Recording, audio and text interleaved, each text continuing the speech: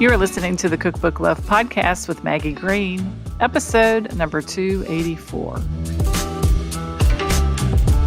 Welcome to the Cookbook Love podcast, a podcast that celebrates cookbook readers, buyers, collectors, writers, and clubs.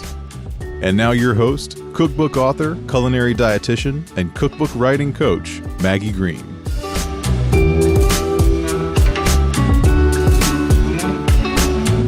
Hi, everybody. Welcome back to another episode of the Cookbook Love podcast. How is everybody doing today? I'm excited to bring you an encore replay of an interview I had with Georgina Hayden and her book, Nistisima. Nistisima is a Greek word that translates as Lenten or fasting foods. Yesterday was Ash Wednesday, and we are headed into the 40 days prior to Easter. And in many religious traditions, we are called to fast. So in the Greek Orthodox Church, the foods that Georgina talks about in this cookbook do not contain any animal products.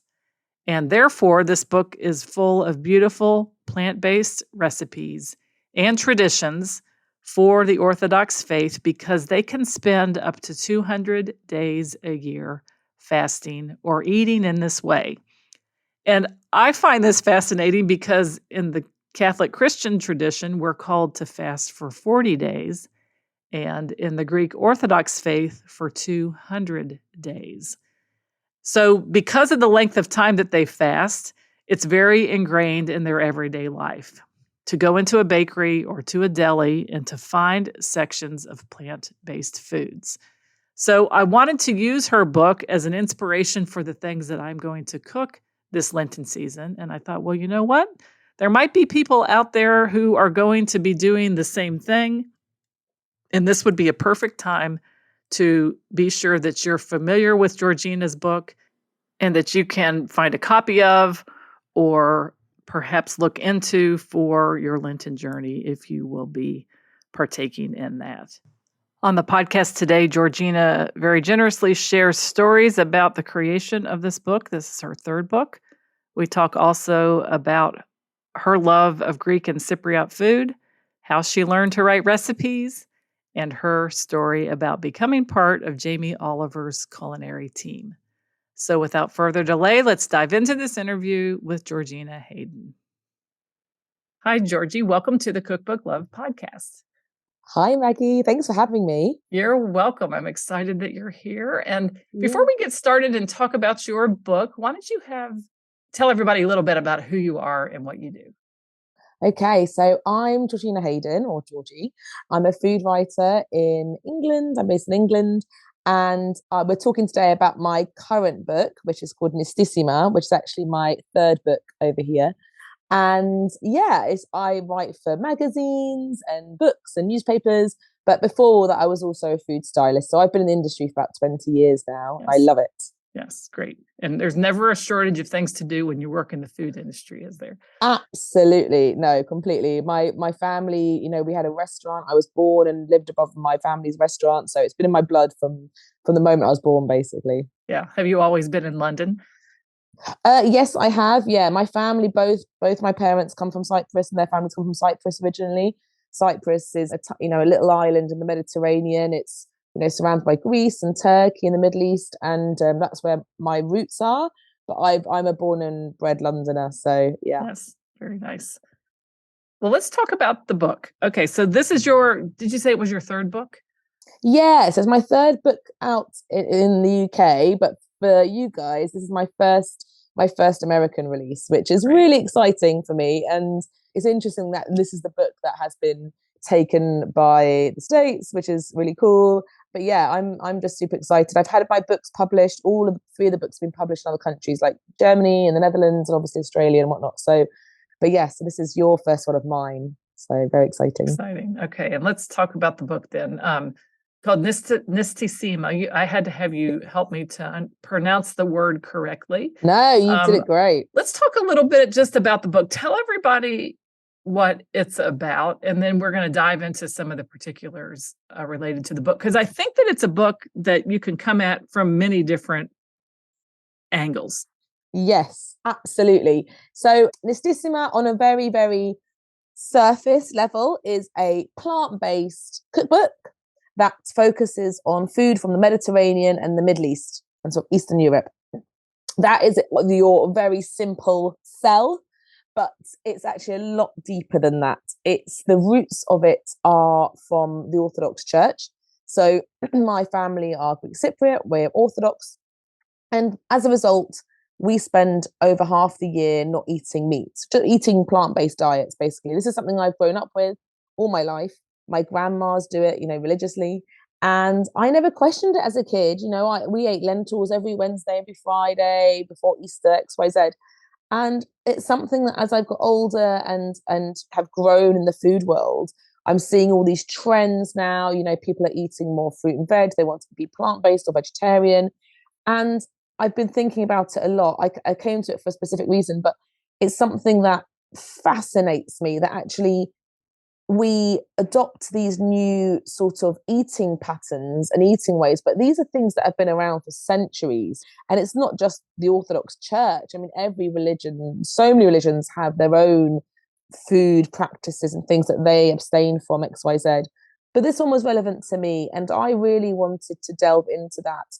Also because I find that whilst I come across lots of people that are vegan and live, plant-based, have plant-based diets, actually, the part of the world that my family come from, we have recipes that just are plant-based. I think that's the thing, right? So I live in London. You can go out and you can get a vegan pizza really, really easily nowadays. You can go and get a vegan burger. These are recipes that are meat or dairy based and have been made vegan. And that's cool if that's what you want.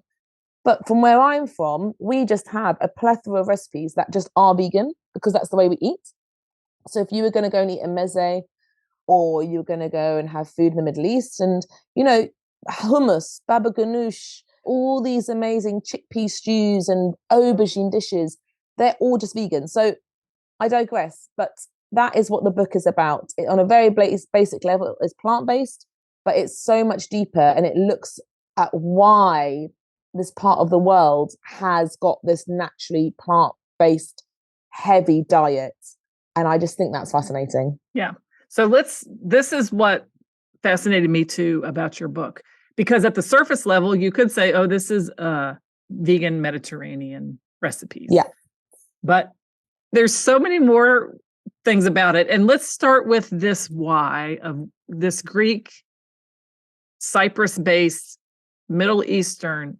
What is it about this part of the world that makes plant-based eating so accessible and such a part of the way people eat? Because here in the States, you'd think that you might be asking someone to turn over their firstborn child if you presented them a meal without a steak on the plate or a hamburger or something like that. And it's not that we don't, well, some people, I think, to even just imagine that this is part of the culture where meat is not present and it's perfectly delicious and beautiful, that's culturally acceptable and it's culturally part of what you do. So what is it about this part of the world and the way that people think about food that makes this just part of everyday life?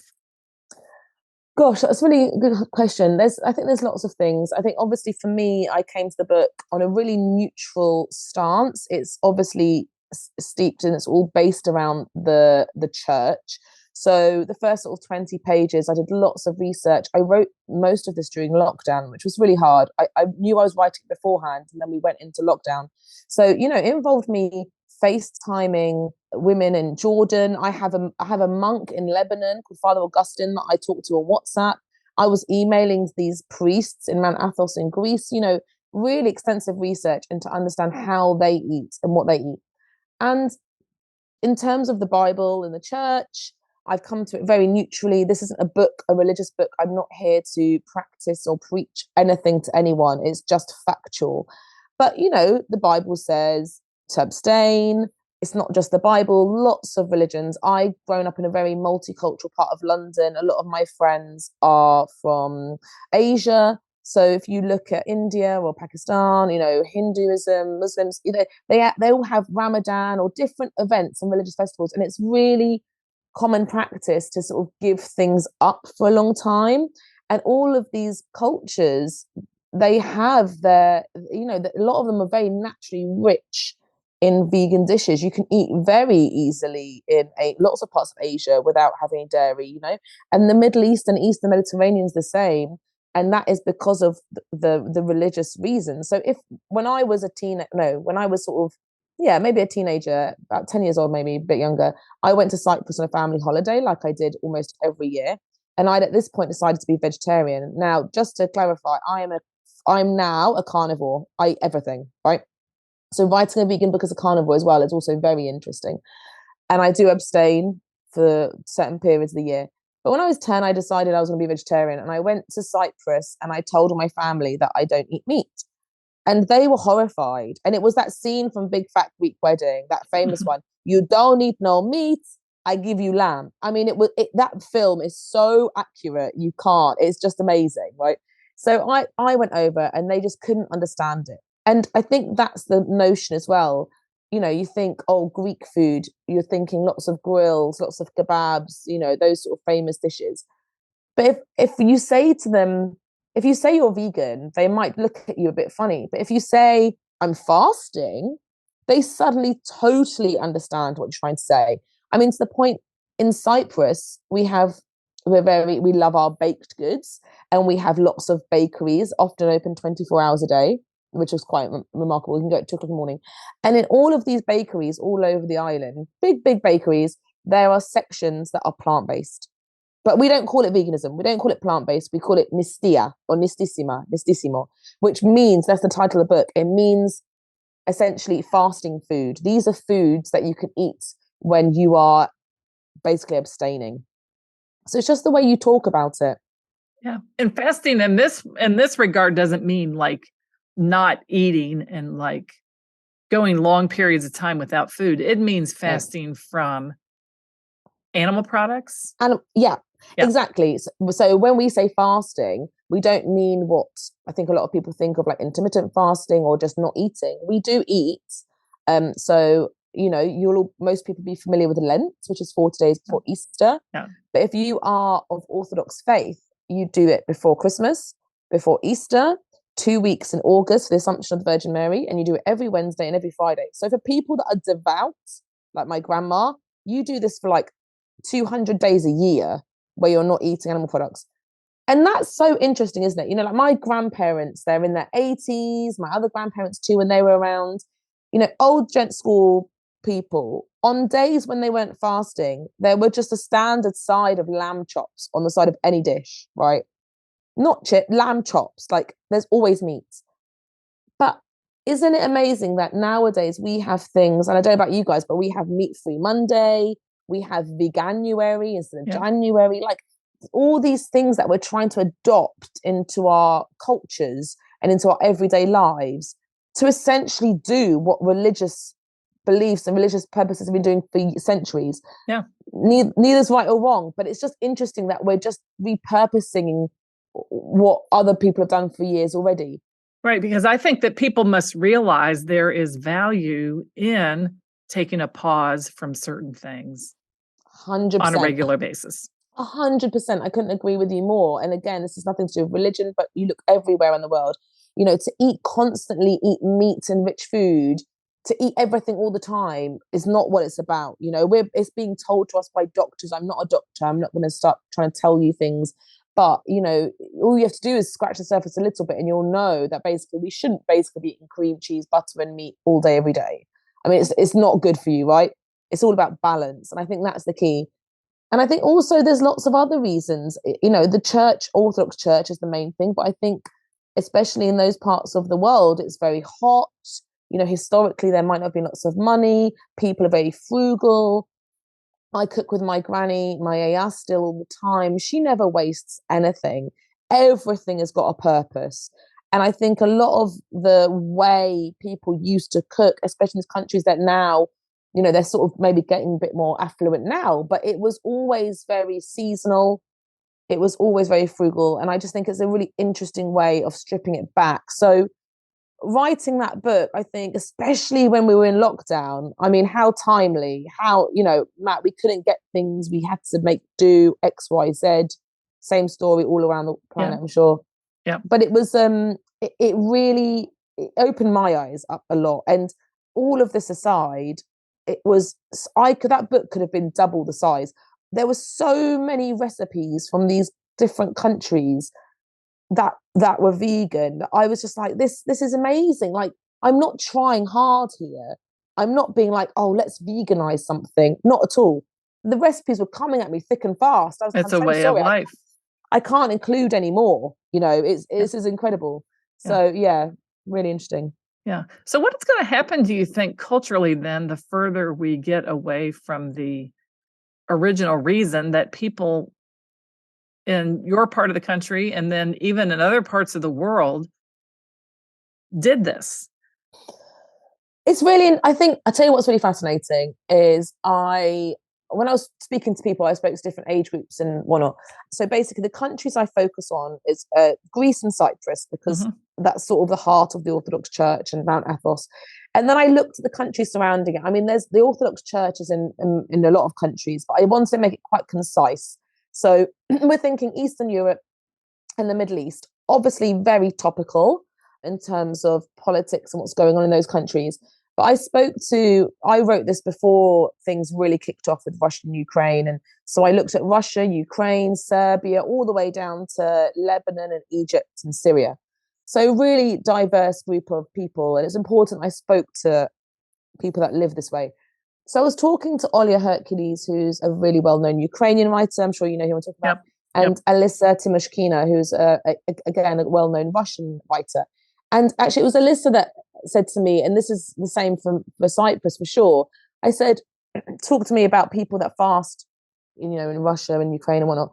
And she was saying, actually, you have these big, burly men that on the whole, you would never see eat a meal without a massive piece of meat. But as soon as those days come, they give it all up for a plate of beans. And these 20, 30-year-old men might not be terribly religious, but there's something about following these rituals that your mother did, your grandmother, your father did.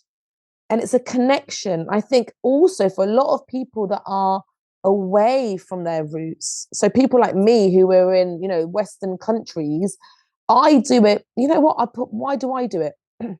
Religious reasons? Do I do it to connect with my motherland and my family? Yeah. Also the smells, the feelings. You can't, so much of that for so many people is about home. Yeah. And I think they will continue. I think people will continue to fast, even if religion isn't necessarily the biggest draw. In the main reason for my granny's generation, for sure, is religious purposes. But for my generation, are they all super religious? Maybe not. And that doesn't matter. They're doing it because it reminds them of their family back home or their youth or whatever. And I think it's really beautiful. And it comes, people will live this way for various reasons. And I think that's really cool. Yeah. And if people are introduced to your book or attracted to your book because it is vegan recipes and it has a Mediterranean influence, they're led into the story, even if they're just there for the recipes. Totally. And this is it. So over here, it was really funny when I got my book deal and I pitched the idea. Can you imagine? I went to my publishers and I was like, oh, I want to write a vegan book that's about Orthodox fasting. Can you imagine trying to sell that? I mean, that's hilarious. And actually the irony being, I think we all were aware that depending how we placed the book, it could either do well, which it has done in the UK, which is amazing, or people could totally not understand it. It was a really fine line. It wasn't an obvious commercial book, but it was obviously something that's also really relevant. It could be commercial. Like, it's just a really great plant-based book. And I'm not plant-based. I'm not trying to sell you anything, but it was a really fine balance. And when we were sort of, before it released, we had to really discuss this. And I think that's the thing, it doesn't matter what you believe in or don't believe in, or what you do or don't eat. And I think I think the author, if the author's like that, then that's a good example. I'm not coming to it from a religious point of view, and I'm a carnivore, right? So I've just written recipes that I think are delicious. I think that's really key. The one thing I would say, the disclaimer I would point out, is I use honey in the book, and I did write about this in the introduction. A couple of people have said things, no one's kicked off majorly, but I appreciate that for a lot of vegans, honey isn't something they want to eat. But it was also really important for me to be authentic to my roots. You know, honey is a massive part of Greek agriculture. I don't know about you guys, but a lot of our honey comes from Greece. It's imported.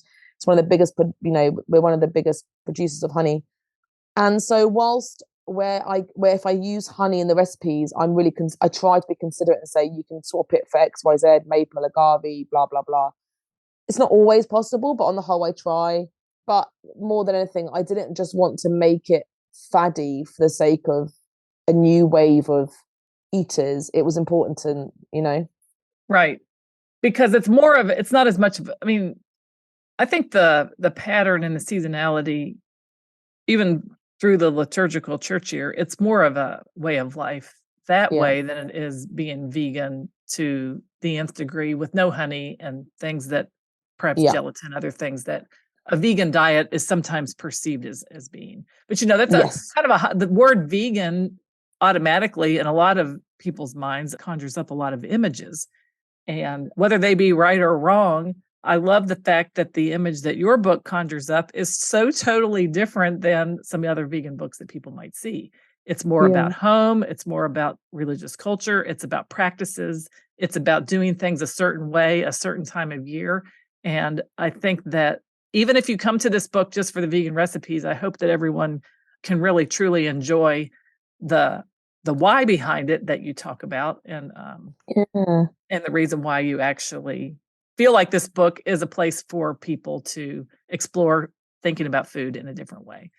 100%. I'm really open and honest about it. I'm saying, you can make these recipes, and if you put a chunk of feta on top, that'll be really delicious. Or if you make this and serve it on the side of a chicken, great. Use it how you want. I think that's the really key thing. It's just very, very delicious recipes that just don't happen to have animal. If we're going to get really into the Orthodox Church, there's some other mad stuff that you're actually allowed to eat shellfish when you're fasting this way because it doesn't bleed. And on some days you're not allowed to have olive oil because historically it used to be stored in the sheep's stomach lining. Anyway, there's like some really out there things, but you've got to pick your battles. And also it's more just about, like we're saying, celebrating and looking at the why all these countries eat this way. Like I've got vegan friends, and it blows me away whenever I go to Greece how easy it is to eat vegan or vegetarian over there, because even though I'm a carnivore, I don't eat masses of meat. And I think that's the preconception, so basically the reason it came about was my second book is called Taverna, and I grew up with my family having a restaurant for 20-30 years, and my life revolved around this family restaurant, and I've lucky to grown up with all my grandparents teaching me to cook. And so Taverna, and I had never seen a current Greek Cypriot cookbook. And that was always my dream. From the moment I started out in this industry was to write a Greek Cypriot book that wasn't 40 years old and looked as that way, So I wrote Taverna. It did really well. It sort of was the time when I was doing more telly and other bits and bobs over here in the UK. And I kept getting asked quite a lot, are there many vegan and vegetarian recipes in the book? Now, Taverna is a well-rounded book. It's got everything in there, but it has got lots of vegan and vegetarian recipes. And I kept saying the same thing to people. I was like, listen, there is a section on meat, but actually I'd say 80% of the book is vegan and vegetarian. And that's just because we eat this way. You think we eat souvlaki all the time, but actually X, Y, Z. So I kept saying this almost every time I was doing the book tour, like I was doing festivals and tellies and all this stuff.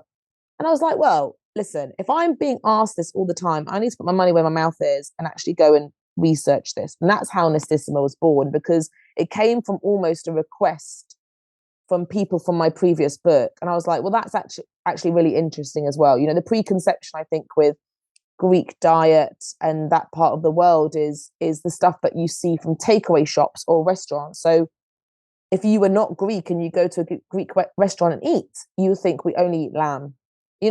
It's one of those stereotypes, and that's cool, that's fine, but that's because you've gone to a restaurant and you're paying lots of money.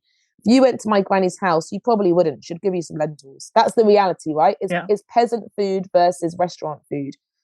And if you base your knowledge of a cuisine on a restaurant food, and I'm guilty of this, I don't understand all foods, then you're going to be only see a small selection. Whereas 9 times out of 10, if you go to a Greek peasant's house, like right now downstairs, it's 5:30 in the UK, and I've got a pot of lentils cooking on the stove for my girls for dinner.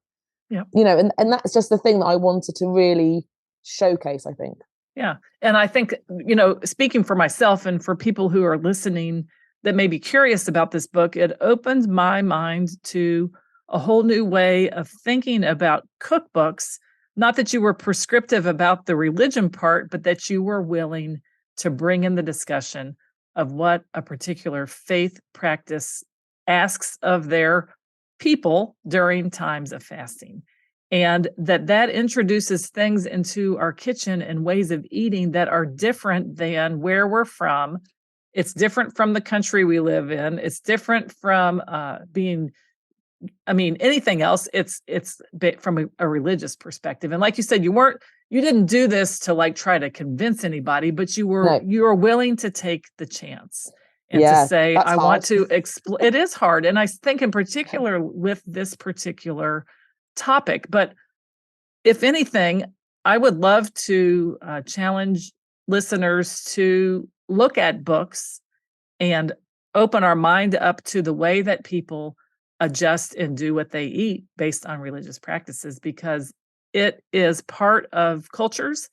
It has been for eons. And like you said, you talked about what Mount Athos. Yes. Athos. I mean, we're talking about like ancient history here. Oh, right. It's crazy. Yeah. Right. The only thing that really annoys me is that as a woman, I can't visit Mount Athos. Only men are allowed to go. I mean, that's frustrating. As a massive feminist, that's very frustrating. Right. But it's, it is so, I think, like I said to you, so this is my third book, and I was so nervous with this one because obviously the food world has seen such good change over the last few years in terms of authenticity and making sure people are accountable, and I think that's right and that's great. But at the same time, I was writing about a big subject, and religion is always a hard thing to write about. And I was scared. It was the first time. It was my first book, first time I'd written a book where I was like, this could go either way, and that's really nerve-wracking. I also wrote it not only during lockdown, but also whilst essentially giving birth.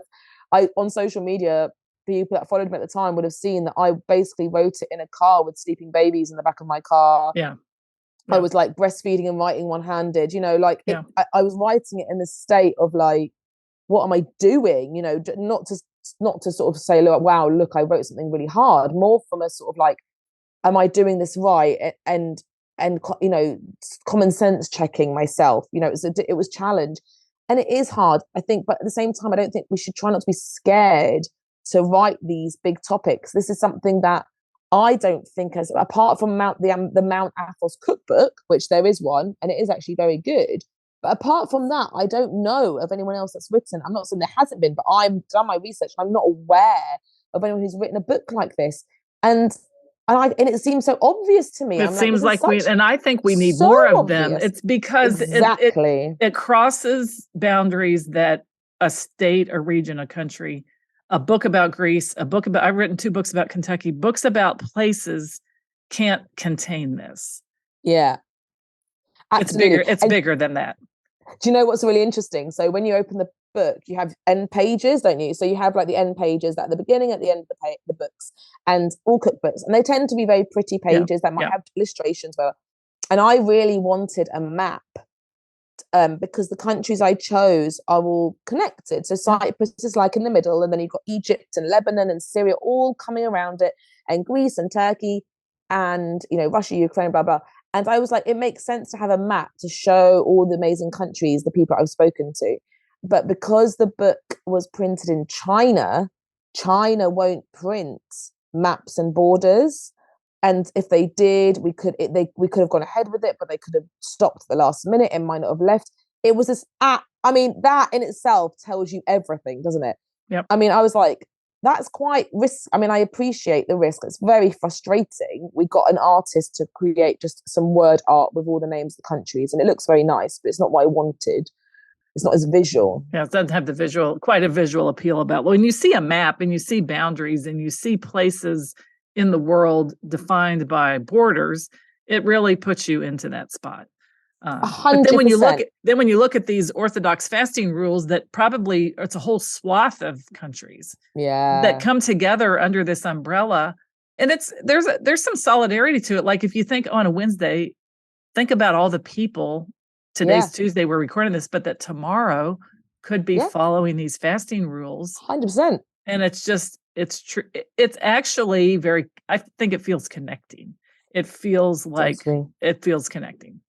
Yeah, it really does. I mean, at the moment, we're actually fasting because it's the lead up to Christmas. Yeah. So Easter's the big one, the Great Fast, but you know, Christmas is too. So actually, like my granny at the moment won't be eating plant-based foods, and so won't be eating meats. So it is. You're so right. It is really connecting, and the reaction from this book has been really overwhelming. Actually, like the messages I get from people that aren't religious and just love it are great, but then also the people that are, it's and also the stories that I've told in the book, some of them are so emotional. There's this one lady, her granny Azadoui, she basically we've got Azadui's recipes in the books. We've got 3 of Azadui's recipes in the book, and when I was writing the book, she was 100 years old, and she passed away when the book was being printed. So she lived till 104. I mean, how incredible.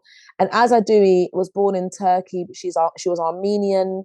Her family, her dad had fled from sort of the genocide, and then they fled again to Cyprus. There's a big Armenian community in Cyprus. Then they left Cyprus in the war in 74 and came to England.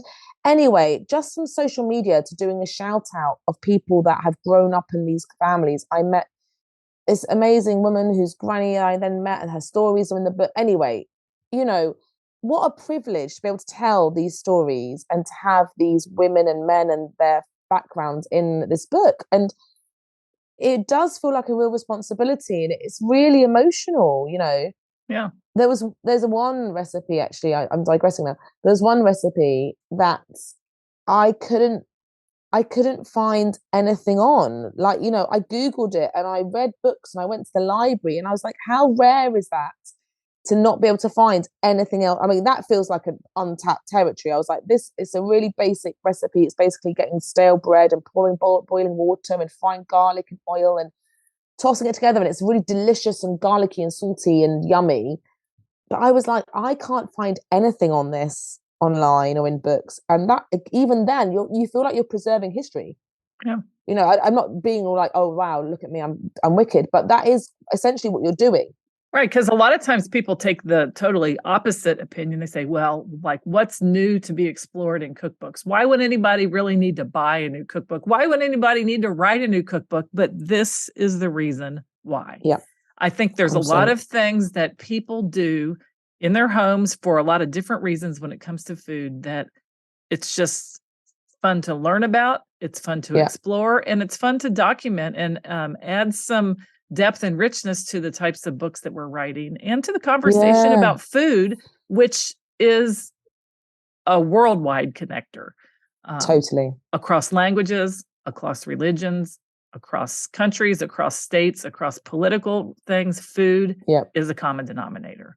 And people's need for nourishment and need for home and need for family and meals and togetherness. It's something that food, it can cross all those boundaries. So I just want to say that I applaud you for writing this book, because you took the chance to do it, not knowing, because you had to convince the publisher first of all, and then but I think that's kind of a neat place to be in when you feel like you have a story that you want to tell, and getting the publisher to be involved in this process. It's not always easy. So, you know, in terms of doing that, and then the actual writing of it while you're raising your family, and we have in lockdown, I'm sure that threw your cooking and writing routines kind of out the window, but maybe it didn't. I don't know.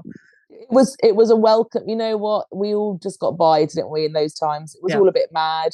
And actually, it was a really, you know, practicing it at home with my family in the way it would have been done. My grandma, that's how she'd have been, you know, like it was also another really interesting way. Like feeding children and seeing how they learn and how they eat actually as well. To me, that's another thing that interests me a lot, the way we feed our kids. And I'm sure America and England are quite similar. Like, you go to places and they have these kids menus. What do you mean you have a kids menu? Right. You wouldn't have separate food. I've grown up eating, kids love lentils. Texturally, they're creamy. My kids love chickpeas. I'm not going to sit here and say my kids are the best eaters. They're good eaters. But at the same time, I don't feel this need to cook them a separate meal. And I was testing and developing all these recipes in lockdown, and I had these two small kids. And actually, it was really interesting to see what they gravitated towards, and actually how my ancestors would have eaten and been raised. And why do we think children have to just have, fish fingers and chicken nuggets and chips? Whilst that's all fine, and I'm not judging anyone, there's a time and a place. I'm no angel. I was like, even I get stuck in a rut. And I was like, oh, hold up. Yeah. Actually, my kids really like aubergines and chickpeas. That's really cool, So it was. I think that's maybe, and I think that's maybe part of it. When you write a cookbook, you do definitely get out of the rut, whatever cooking rut we think we might be in. Just write a cookbook if you want to take yourself into a different place, because you're facing those recipes day in, day out. People that are living with you are tasting them, and you will definitely get out of a rut if you write a cookbook. 100%. You've got no choice. Oh, right. Totally. And people are like, well, what will my family eat? I said, just feed them the same thing you cook when you're testing your recipes and developing your recipes. They will eat it. And they'll be honest about what they think about it. Exactly. You have the best critiques then. If it's not good enough, you'll know. Yeah. So when do you feel inspired in the kitchen? Is there a certain time of day, certain time of the week, certain time of the year that the kitchen really comes alive for you? And I think I like this question because sometimes in the food business, it's just like we're surrounded with it all the time. But I think we need to tap into that inspiration to make a difference. And I'm just curious what your time is. Yeah. Do you know what? That is interesting. And you're right. We are, and I think I said this in the book, we are in a place for a lot of us, depending where you are, where we can get almost anything all the time. And I think, supermarkets and stuff like that are really guilty. I don't want to be buying strawberries in December. Thank you very much, because that's not when they should be here. But equally, because of the job, I do, and I'm sure you're the same. There are certain, like, I'm now writing recipes for spring. 100%, so I've just written, I've written a feature that's for next Easter. So, of course, it's all a bit weird. But when am I most inspired? When I'm most inspired? My granny. Whenever I talk to my family, or I spend time with my grandma. So she's just been in Cyprus the last month, but she got back a couple of days ago. So I called her yesterday, and we were catching up, and she said to me, so she said she fills up her suitcase when she comes back with food, because she doesn't need to bring clothes over, because she has clothes in both countries. So she comes over, she'll always bring lots of halloumi back and all the cheeses and stuff that we like. But at the moment, there's it's grape picking season. It's just finished, so there's lots of products that we use with the grape must and grape, the leftover grapes from winemaking. And so she's brought all these different things back in her suitcase called like shujukon, palozer, which are very all peasant foods. And then she's also said to me, I've brought lots of fresh carobs back. And I was like, okay, that's amazing. I love carob. Carob's quite obscure. I don't feel like it's very, mainstream yet, but I love it. And she said, I've brought lots of carob things back for you to try, different products, but also fresh carobs. And then I can show you how to make them into molasses, XYZ. And that is when I feel most inspired. Whenever I talk to my granny, she's so, and even having lived in London now for the last 60 years, she's so still in tune with seasonality, despite the fact that she does go to supermarkets. She is so naturally aware of what we should be eating at different times of the year, because that is how she spent most of her life in Cyprus. And it's so grounding for me. And I hope that I always have that, because she really brings it back. Like, I know what will happen. It will cut to January and she'll say, right, it's time for gologassi now. And I'm like, oh yeah, it's time for gologassi, which is what we call taro. And that's when so I can do my job, and I love my job, and I love writing recipes. I really love a brief. I love it when someone says to me, XYZ, can you do this challenge? That's great. But when I speak to my granny is when I feel most inspired to create stuff. And when I've been away and I come back and my brain is full of new ideas. We've been traveling around Greece quite a lot this summer, the islands. And, there's so many islands that it doesn't matter how well I think I know Greek food. I don't. I've got so much to learn. And I come back and I'm like, I've tried something I've never tried before. And I'm like, how is this my heritage? I don't know this existed, That sounds like a really privileged thing to say, oh, when I've been on holiday. But, there's a lot there, isn't there? And yeah, and I think that access to a grandmother or an older person in our family that has some wisdom about food and cooking in the kitchen is something that is inspirational. And in particular, if it was obviously a time when they were growing up or cooking for their family, the food landscape just was not the same. No. So they cooked more out of necessity a lot of times. And I think now we have a choice whether to cook. And I always encourage myself and my own family to make the choice to prepare food at home. And because being able to feed yourself is a skill that you will never regret having. Totally. I couldn't agree more.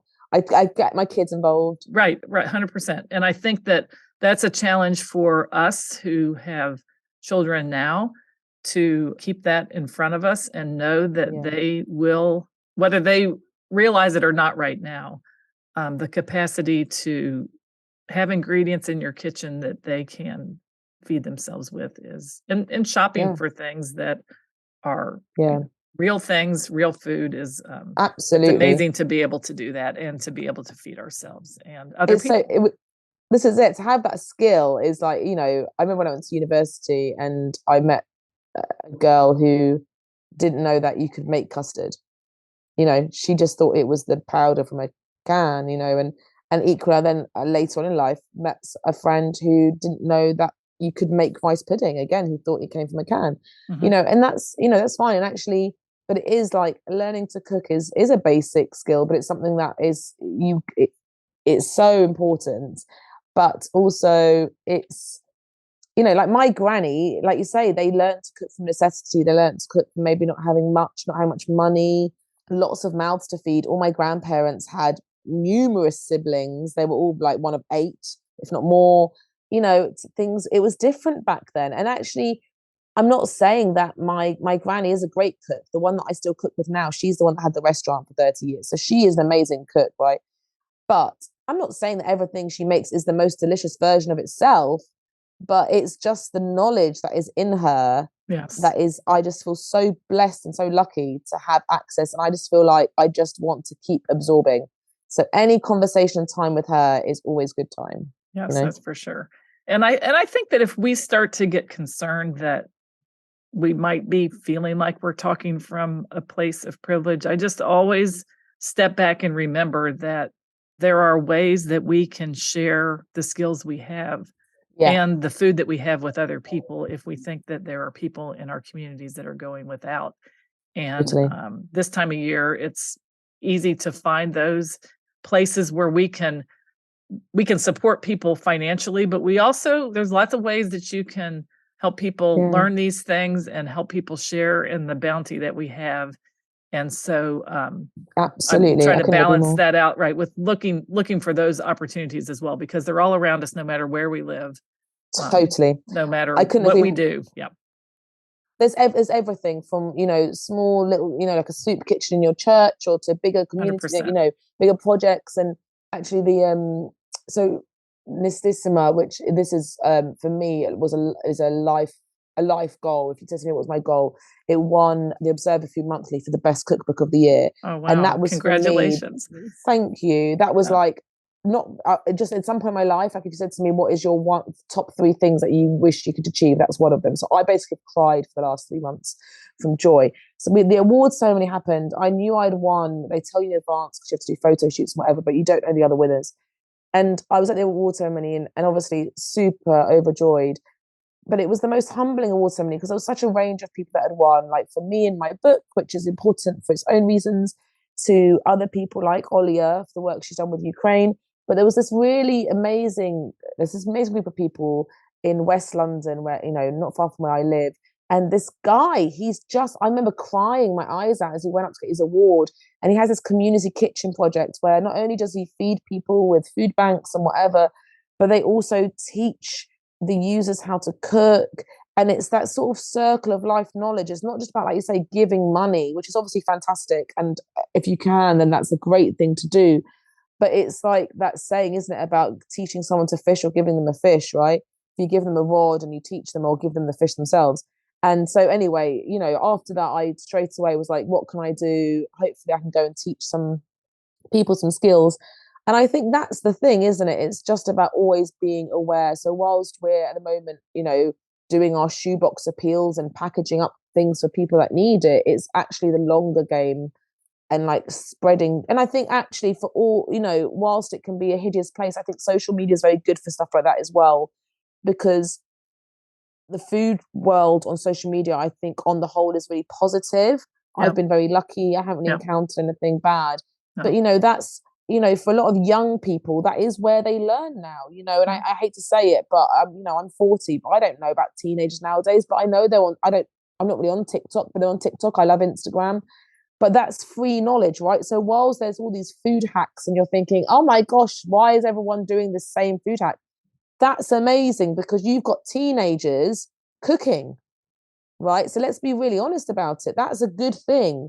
So, what, for all its faults, it's spreading knowledge is something that's really important. I don't think there's many things that are as important as. I don't either. I think it's the most basic important thing, for sure. I was looking at not TikTok, Instagram the other day, and there's a organization here in the United States. Barbecue competitions are huge. It's like this whole subculture of people that cook barbecue and go out and cook spare ribs. They'll cook pork ribs. The barbecue competing is big. But now they have an app called Operation Barbecue Relief. And so the people that compete are going to places where there have maybe been natural disasters here in this.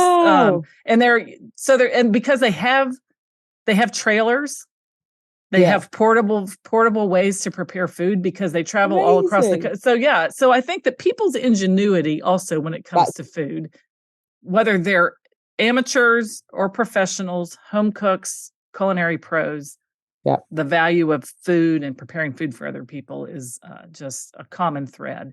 And again, your book is a beautiful. I think I love how you push the boundaries a little bit with what you're willing and to write about and talk about. And thank you. I think that was great. So one thing that I know in the past you did is you worked as a food stylist. Yeah. So actually that's the way I got into it. When I first left university, I'd grown up with food. My family all had food businesses. I worked with a restaurant and a deli, the other side of deli. But I never wanted to be a chef. And I think back then it was, like in the 80s and early 90s, I didn't know anything else. I was like, well, I don't want to be a chef. I don't want a restaurant. So that's that. But I was creative. And anyway, by the time I'd sort of finished university, food magazines was sort of becoming really trendy. One of the biggest ones for us is something called Delicious. It had just started in UK. It just moved from Australia. And I wrote to them and I said, can I come and do work experience? And I went there when I was still at university, actually. My tutor sort of turned a blind eye. And I just assumed, because I was doing an art degree, that I would be like a designer on a food magazine. I had no idea how food shoots worked.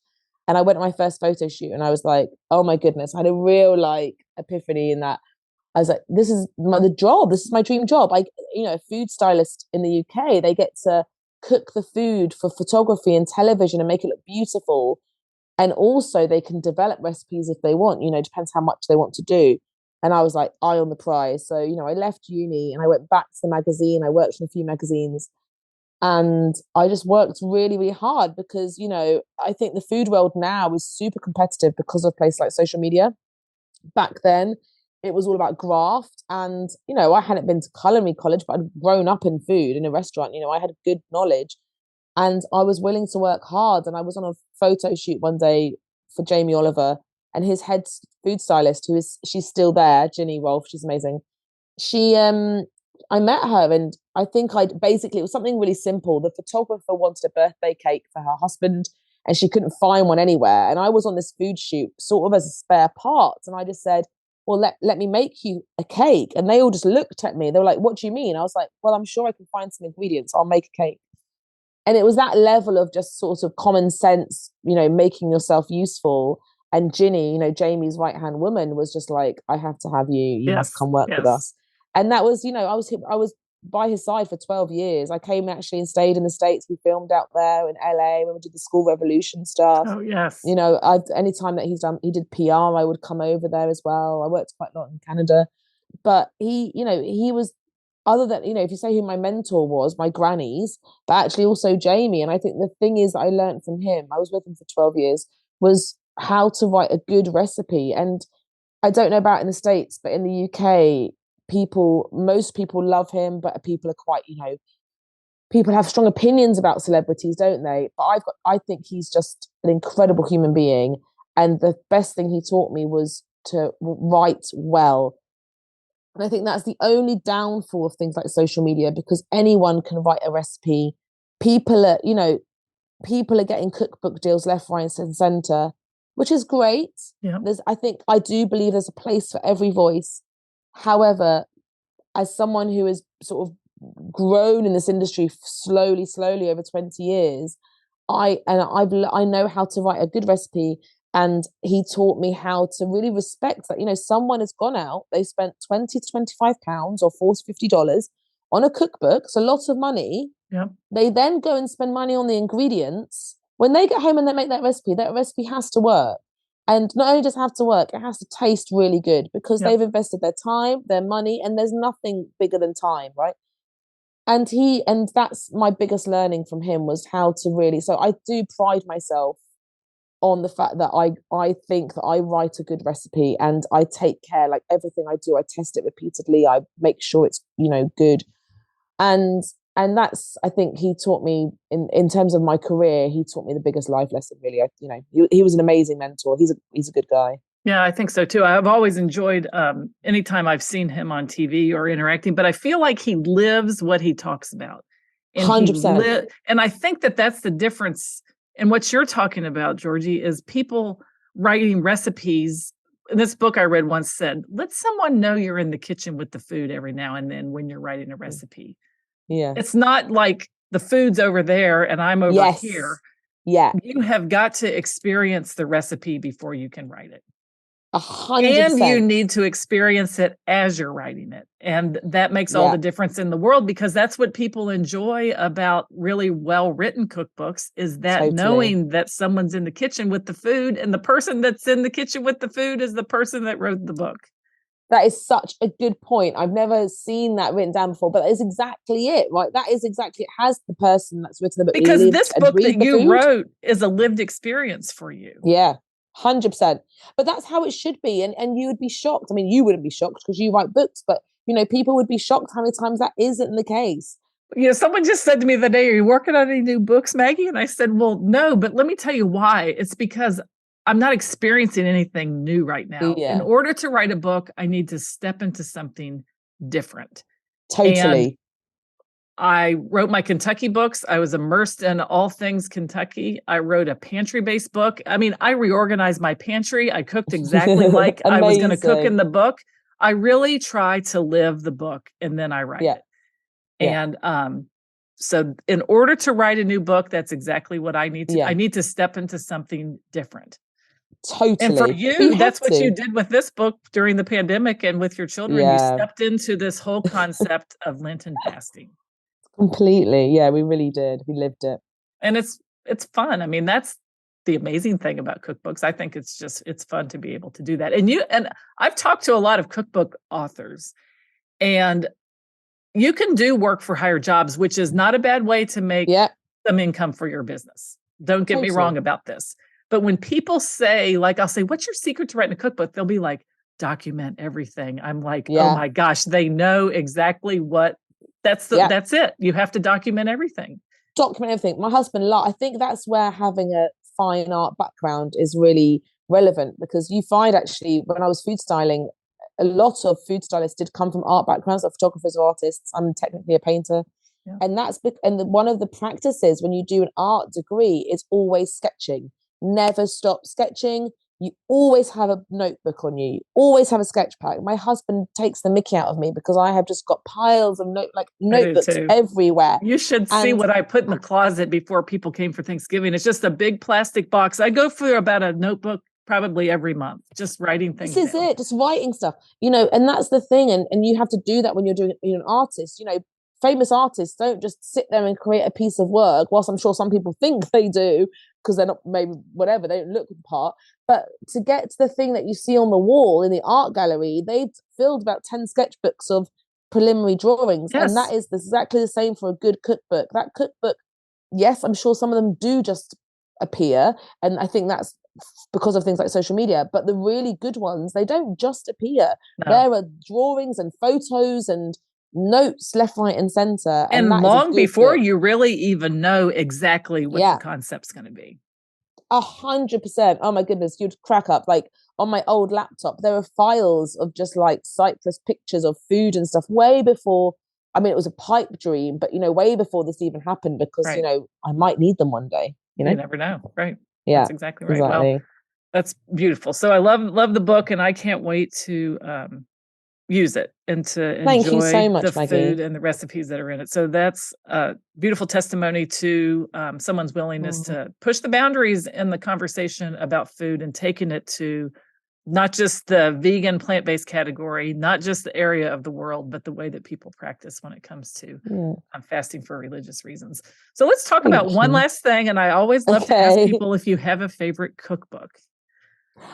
Do you know what? I have many. I love my cookbooks, and I have more cookbooks than anything else. But there's one book that really stands out for me, and it's called Falling Cloudberries by Tessa Kiros. I don't know if you know it, but you do, you're nodding. It's about China, right? No. Is it? No. No. I'm thinking of another one then. Yeah. So Falling Cloudberries, it's a very beautiful book to look at, but it was Tessa's second book. So her first book was called 12, which was seasonal, all around Tuscany. And Tessa's got a really interesting history. So she's half Greek Cypriot, half Finnish. She grew up in Italy, and then she married someone from South Africa, and now she lives in Italy. Anyway, she's got a really interesting past. But anyway, I love this book. I found this book when I was late teens, early 20s, and I'd just never seen anything like it. And it was the first time that I'd ever seen Greek Cypriot food in a new cookbook. It's not completely Greek Cypriot, but she talks about all the aspects of her life in there. So there's some of Finland in there, there's some of Cyprus, some of Greece, some of South Africa. But there's a whole section, and she talks about her bapu, which means grandfather, and her yaya means grandmother, who are obviously very important to me. And I had never seen the food that I grew up eating documented in this current, stylized, beautiful manner. Up until now, the only Greek Cypriot or Greek books I'd seen were the really old, dusty ones. And I will never forget the way I felt seeing myself represented in this way. And I talked to Tessa and I talk now on social media. I've sent her book proofs before to read. I really value her opinion. She's a fantastic writer. She's written many, many books. And I think they're all wonderful. But Falling Cloudberries was a real turning point for me, just to show that the food, the really humble foods that I grew up eating, could be beautiful and were worthy of being documented. And it will always, I think, be really special for me. Nice. Very good. Well, I'm going to look that one up, and I will definitely link to that in the show notes. I'll link also. And how can people connect with you online, Georgie? So the only social media I really do is Instagram. So on Instagram, I'm Georgina Hayden. I do quite a lot on Instagram. It's me on there. It's no one else. And I've had my account for years, and I love it. I have joined TikTok, but who knows how that works? I have no idea. But that's it, really. I don't do anything else. But that's it. Great. Well, we'll look forward to connecting there as well. Well, I wish you a happy, enjoyable Lent. Are you fasting now before Christmas? Not quite yet. I will probably just do the last week, last week or two. I'll go for it. Yeah. And here in the U.S., we're just started the season of Advent. Yes. And we don't fast, but there is a focus on just, slowing down and having a little bit of quiet before Christmas. It's one of my favorite seasons. So I'm looking forward to that, doing some baking and things that I don't only bake this time of year. So it's a very enjoyable time. And it's been great to connect with you and talk about your beautiful new book. Thank you. And I hope you have a lovely Advent. It sounds gorgeous. Thank you. And you too. Thanks for coming on the show. Thank you. Thank you so much for joining us today for this episode of the Cookbook Love Podcast. Again, all the links can be found in the show notes at www.cookbooklove.co. And if you are interested in writing a cookbook of your own, please check out the free cookbook writing masterclass called How to Get Paid to Write a Cookbook. It is designed specifically for food or nutrition experts, and you can check that out at www.cookbookwritersacademy.com/free. So that's it for today's episode of the Cookbook Love Podcast. This is your host, Maggie Green, and until next time, have a great day and keep loving your cookbooks. Thanks for listening to the Cookbook Love Podcast. You can find out more information at www.cookbooklove.co.